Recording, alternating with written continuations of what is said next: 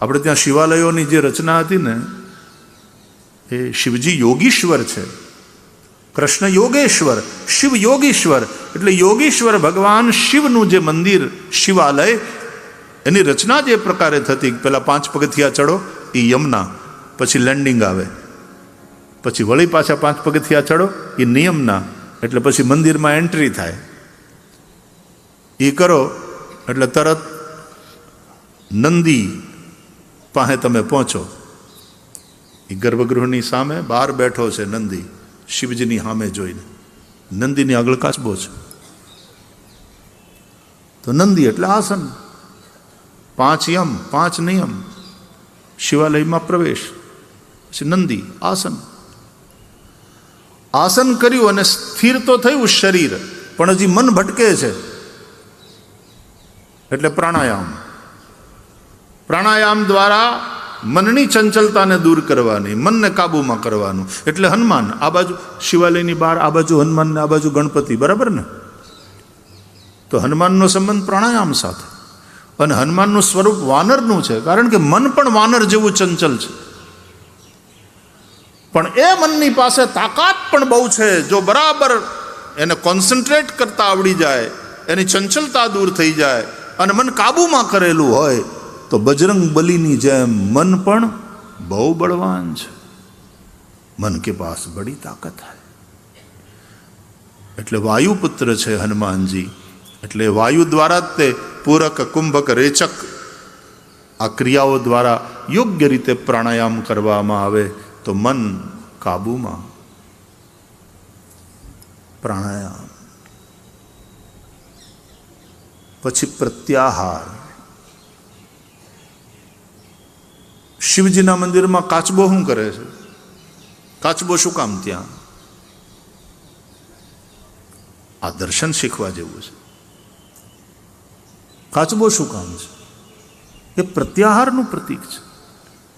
મન કાબૂમાં આવ્યું એટલે હવે ઇન્દ્રિયોને તમે કાબૂમાં કરી શકશો. ઇન્દ્રિયોને એના વિષયોમાં ભટકતી હોય ત્યાંથી પાછી ખેંચી અને આપણે હવે જે ધ્યાનનો વિષય છે એની અંદર લગાડવાની છે, પ્રભુમાં લગાડવાની છે.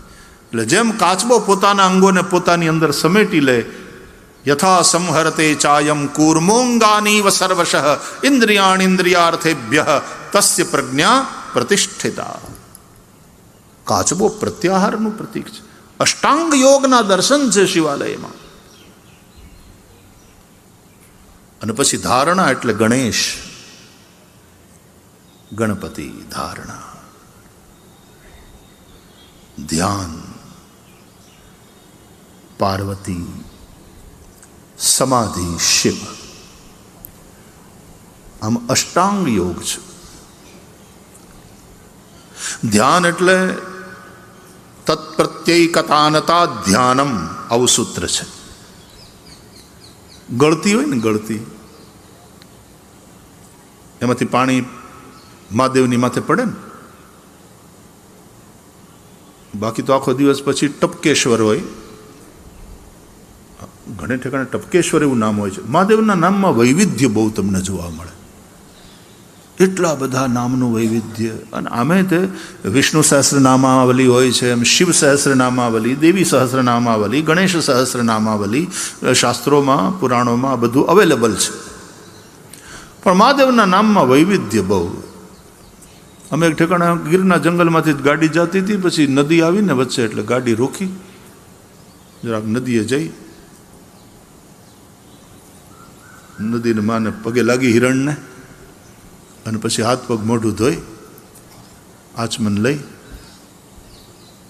અને પછી આમ જોયું ને તો ઓલી કોર નાનકડું એવું મંદિર, એટલે કંઈક મંદિર લાગે છે, જઈને પગે લાગવા ગયા.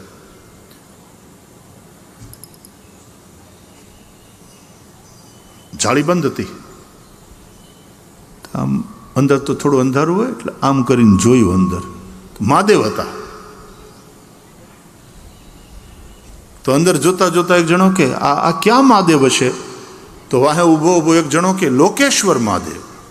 કે તને કેમ ખબર? તું આવી ગયો પહેલાં ક્યારે અહીંયા? તો ના, હું ક્યાંથી આવું ભાઈ સાહેબ, હું તો તમારી હારોહાર. તો તને તો ખબર, તને કેમ કે આ લોકેશ્વર મહાદેવ? એ કે આ હું તાળું લાગેલું છે ને. જાળી છે ને તાળું લાગે, લોક છે, એટલે કે લોકેશ્वर महादेव।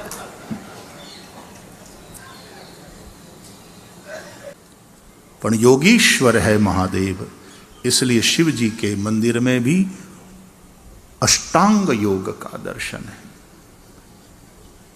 तत्प्रत्येकतानता ध्यानम, अविच्छिन्न जलधारा दुग्धधारा या जलदुग्ध धारा थी આપણે મહાદેવનો અભિષેક કરતા હોઈએ છીએ।